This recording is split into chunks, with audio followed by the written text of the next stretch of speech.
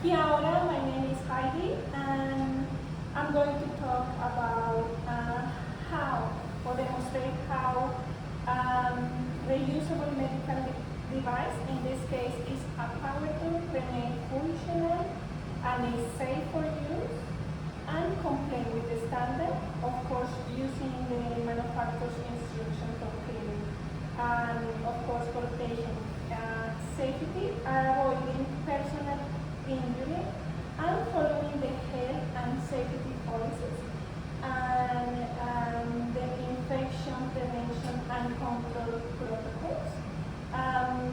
As you can see, I have my PPE here. The glove has to be long gloves, my visor and my personal glasses, but my goggles as well, my apron, and my scrap hats and shoes that only I use here at the hospital. And we are now in the decontamination group, and I'm going to explain how to clean a power tool. So we have this bench. Can you see it, please? Thank you. So this bench is automatic bench, so we can elevate the bench for my height and prevent back injury. Or we have these trolleys with wheels, so when we can this more close to me, and I don't need to perform heavy lifting, and then when I can prevent personal injuries. So the nurse recently brought this trolley here with all power tools. So we always check the cannulated stuff. So in this case, we just check the lumens in here to be sure it's not any divots inside of the power tools instruments. So then we immerse the instrument in the sink.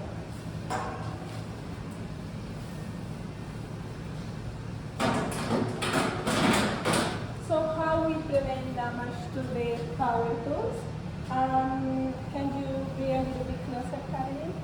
We use matrix biofilm remover, and the manufacturer's instruction says to use below 35 degrees. In this moment is 26.5 degrees.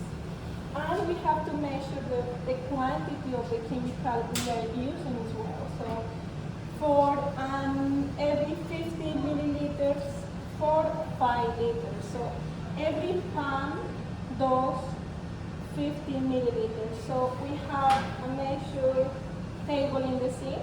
So we can see for every pound is 1 light or 5 liters.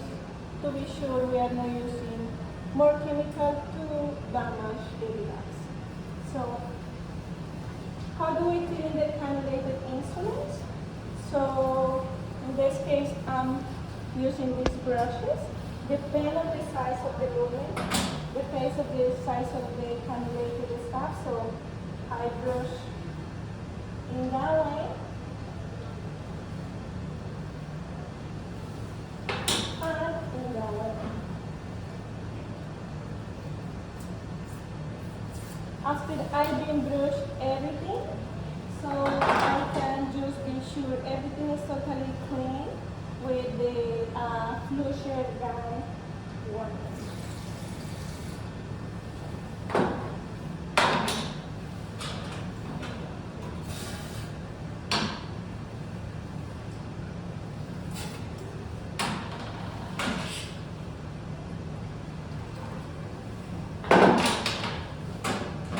So we have this tray. This is special for power tools. We don't mix other power tools with other instruments to prevent cross-contamination.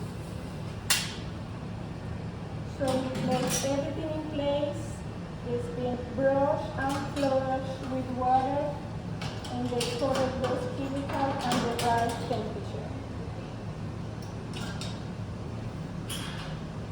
check that the parachute is complete in this stage of the process, and then it places in the bag.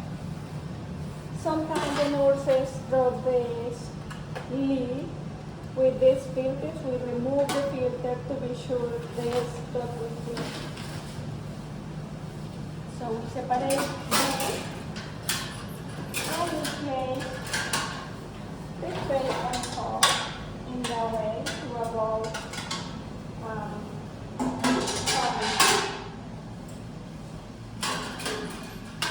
So now our instrument is ready to be washed using the correct cycle and using the brownie indicator where it's challenging the whole instruments are in this way. So to prevent back injury, I use my trolley. Alright. Place the legs on. Hold this part of the trolley and push. And then choose the right cycle. In this case is ortho cycle. Can you show? Yeah.